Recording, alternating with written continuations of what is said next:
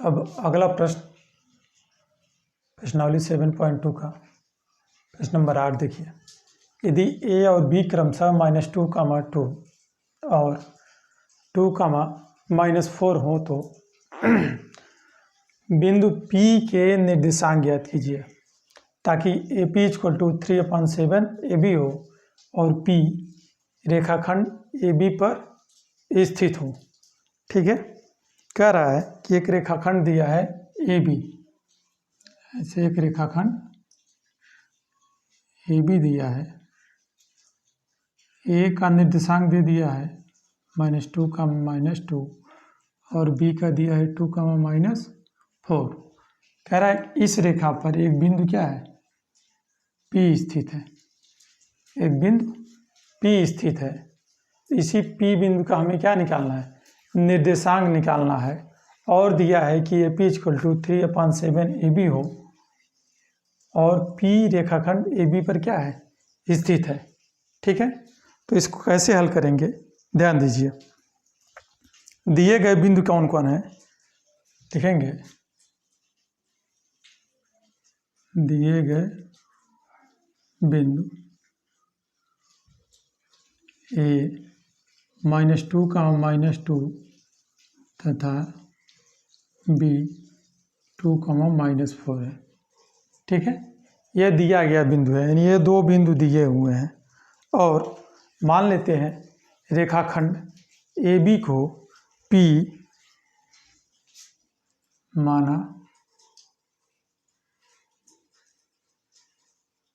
रेखाखंड AB को P इस प्रकार विभाजित करता है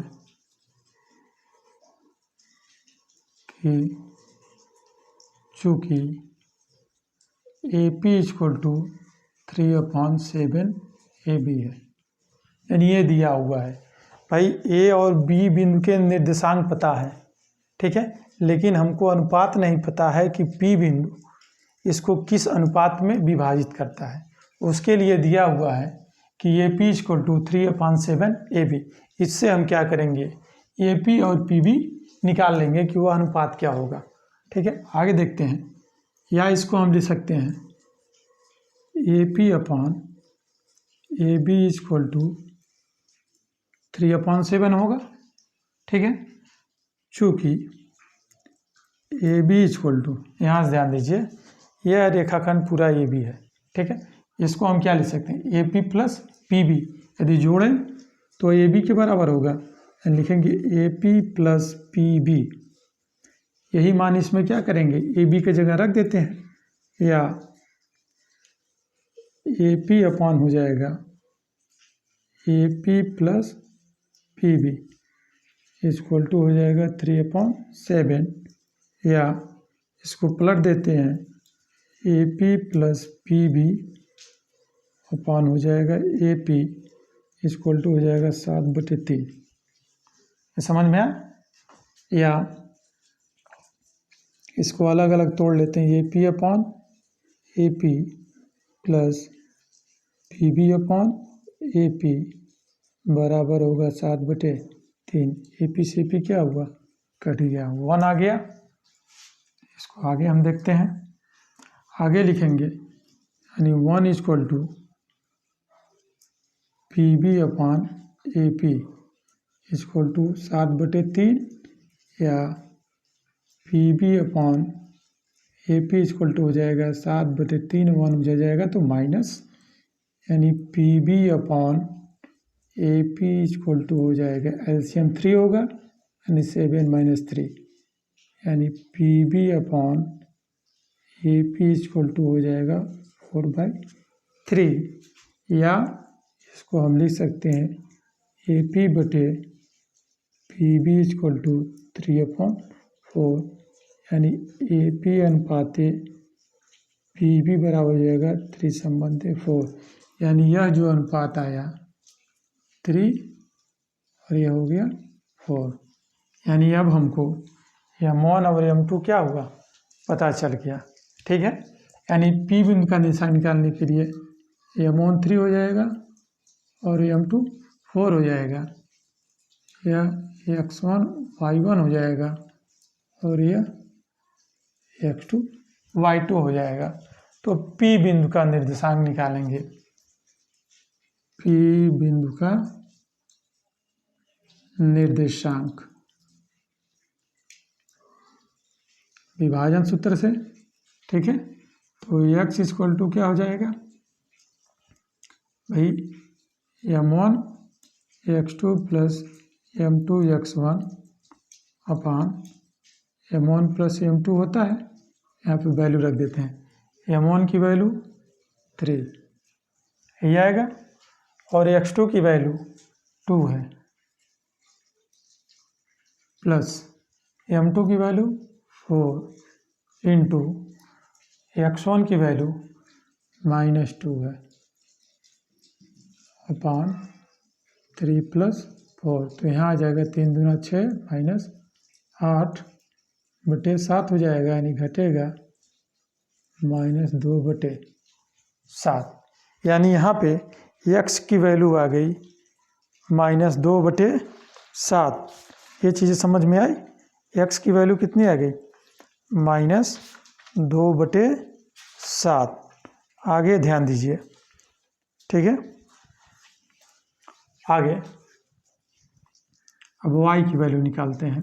तो y इक्वल टू होगा M1 Y2 plus M2 Y1 अपान M1 प्लस M2। बस यही मान पुनः इसमें रख देना है। तो M1 की वैल्यू 3 और Y2 की वैल्यू -4 प्लस M2 की वैल्यू 4 और Y1 की वैल्यू -2 अपान 3 + 4 हो जाएगा। तो यहाँ आ जाएगा -24, 4 × 12 सॉरी -12 -8 अपान 7 यानी -20/7। ये y की वैल्यू आ गई। अतः P बिंदु का निर्देशांक हो जाएगा, बिंदु का निर्देशांक -7 -20/7, ये क्या होगा, उसका निर्देशांक होगा। अब अगला प्रश्न, प्रश्न नंबर 9 लिखा है बिंदुओं A -2, 2 और B 2, 8 को जोड़ने वाले रेखाखंड AB को 4 बराबर भागों में विभाजित करने वाले बिंदुओं के निर्देशांक निकालना है। यानी एक रेखाखंड AB ऐसे दिया हुआ है, AB मान लेते हैं ये रेखाखंड है A और B, ठीक है। A का निर्देशांक दिया है -2, 2 और B का दे दिया है 2, 8। अब इसको कह रहा है कि रेखाखंड AB को 4 बराबर भागों में विभाजित करने वाले बिंदुओं के निर्देशांक निकालने हैं। यानी इस रेखाखंड को 4 बराबर भागों में क्या करना है, बांटना है, और जो बिंदु मिलेगा उसका हमें क्या निकालना है, निर्देशांक निकालना है। तो आगे देखिए, दिए गए बिंदु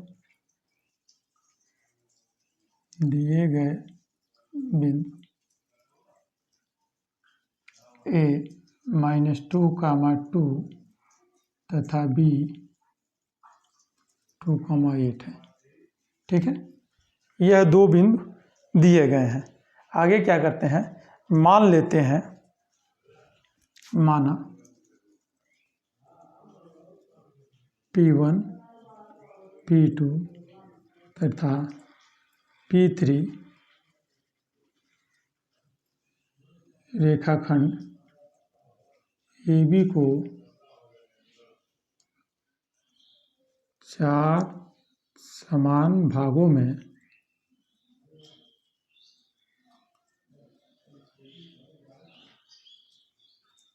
विभाजित करता है, ठीक। यानी यह जो A और B बिंदु दिया है, जिससे जो रेखाखंड बना है, मान लीजिए P1 P2 P3 AB को 4 बराबर भागों में क्या करेगा, विभाजित करेगा। यानी P1 यहाँ होगा, P2 है, यह P3, यानी 1 भाग, 2 भाग, 3 भाग और 4 भाग, यानी P1, P2, P3 AB को 4 बराबर भागों में विभाजित करता है। इसलिए क्या हो जाएगा, AP1 बराबर होगा P1 P2 equal to P2 P3 equal to P3 B। ये चारों भाग आपस में क्या हो जाएंगे, बराबर हो जाएंगे। ठीक है, तो इससे स्पष्ट हो रहा है कि यह जो P2 होगा वह AB का कौन सा बिंदु होगा, मध्य बिंदु होगा ना। ठीक है, देखेंगे स्पष्ट है कि P2 AB रेखाखंड का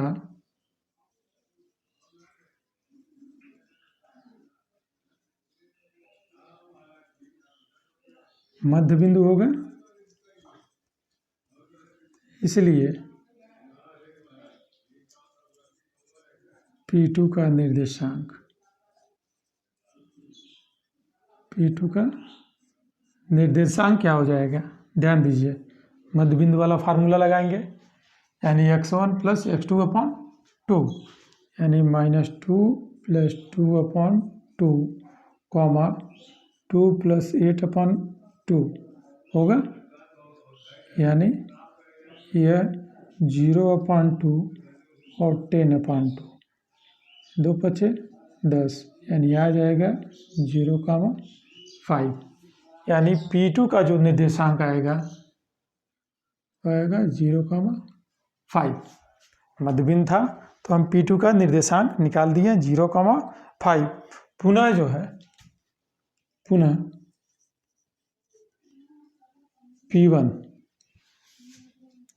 P1 भी जो है AP2 का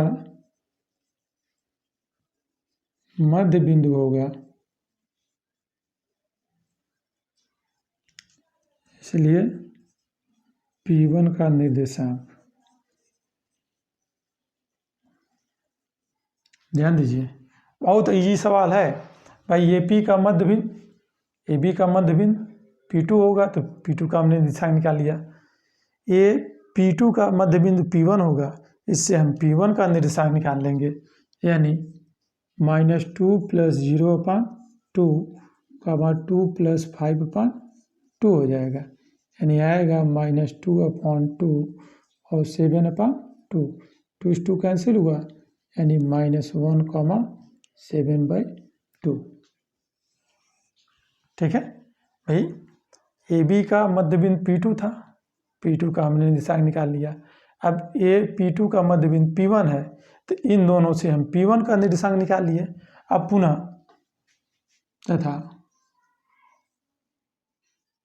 P2B का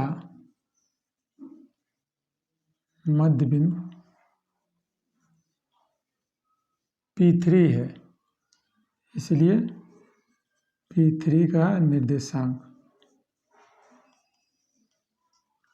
इसका भी सेम इन दोनों से निकाल लेंगे, 0 प्लस 2/2 कमा 5 प्लस 8/2, 2/2 कॉमा 13/7, एक कटा, यानी कितना है 1,3/7, यानी इस प्रकार P1, P2 और P3 का निर्देशांक है। तो आगे लिख देंगे, अतः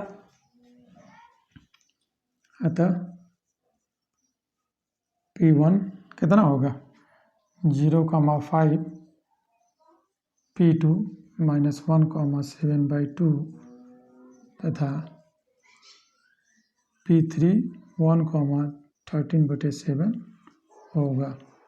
बहुत आसान था, इसको ध्यान से आप लोग समझिएगा कि भाई AB का मध्य बिंदु P2 था तो P2 का निर्देशांक निकाल दिया, P2 का मध्य बिंदु P1 था P1 का निकाल दिया, और P2B का मध्य बिंदु P3 था तो P3 का हमने निर्देशांक निकाल दिया।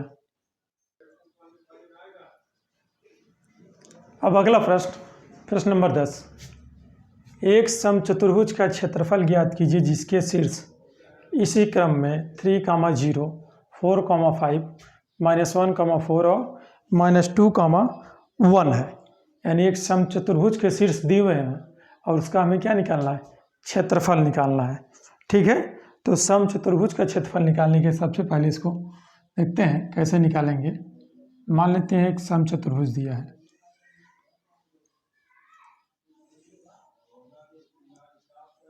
ABCD। ये हो गया 3,0, B हो गया 4,5, C हो गया -1,4 और D हो गया -2,-1।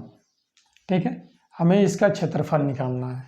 तो इसके क्षेत्रफल निकालने के लिए हम विकर्ण को क्या करते हैं, मिला देते हैं। यानी AC विकर्ण होगा और BD विकर्ण होगा। AC और BD को हमने क्या किया, मिला दिया। ठीक है, अब आगे मान लेते हैं, माना दिए गए सम चतुर्भुज के शीर्ष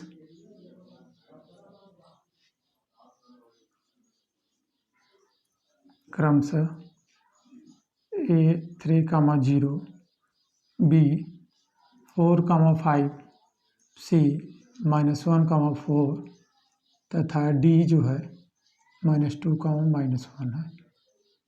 ठीक है, हमने शीर्ष को मान लिया, A 3,0, B 4,5, C -1,4 तथा D -2,-1 है। ठीक है, और इसके विकर्ण जो है, इसके विकर्ण AC और BD है तथा विकर्ण AC और BD है। तो समचतुर्भुज का क्षेत्रफल क्या होता है, 1/2 इंटू उनके विकर्णों का गुणनफल, यानी AC इंटू BD। यानी AC के बीच की दूरी हम निकाल लें और BD के बीच की दूरी निकाल लें तो हम समचतुर्भुज का क्षेत्रफल आसानी से निकाल सकते हैं। तो निकालते हैं, विकर्ण AC बराबर क्या हो जाएगा। ध्यान देना है, यहाँ भी दो बिंदुओं के बीच की सूत्र लगाएंगे, यानी दो बिंदुओं के बीच की दूरी वाला सूत्र बताए थे आप लोग को जब चैप्टर स्टार्ट किए थे। तो ध्यान दीजिए, x1 y1 और x2 y2। तो -1 -3 का होल स्क्वायर यानी x2 -x1 का whole square plus y2 -y1 का होल स्क्वायर। इसको सॉल्व करेंगे तो -4 का होल स्क्वायर प्लस 4 का होल स्क्वायर तो आ जाएगा 16 + 16 यानी रूट में 32। तो 4 चौक 16 दूना 32 आया, यानी AC का मान आ गया 4√2। इसी प्रकार विकर्ण BD के बीच की दूरी निकालेंगे, यहाँ भी इसके लिए x1 y1 और x2 y2, या इसको x1 y1 इसको x2 y2 मान लेंगे। ठीक है, तो x2 - x1 का whole square plus y2 - y1 का होल स्क्वायर रख दिया मान, यानी -6 का होल स्क्वायर प्लस -6 का होल स्क्वायर तो आ गया 36 + 36 रूट में 72। इसका वर्गमूल निकालेंगे 6√2 हो जाएगा, क्योंकि 36 गुना 72। AC और BD क्या हुआ, निकल गया। अब निकालेंगे समचतुर्भुज का क्षेत्रफल। तो फार्मूला होता है समचतुर्भुज का क्षेत्रफल बराबर 1/2 इंटू विकर्णों का गुणनफल। ठीक है, यानी 1/2 विकर्ण कौन कौन है, AC इंटू BD वैल्यू रख देते हैं।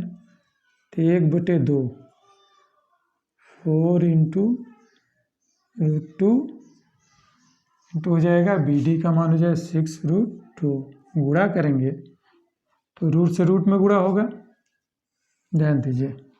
तो 1/2 4 इंटू 6 इंटू 2 हो जाएगा, 2 से 2 क्या हुआ, अब 6 24 वर्ग इकाई।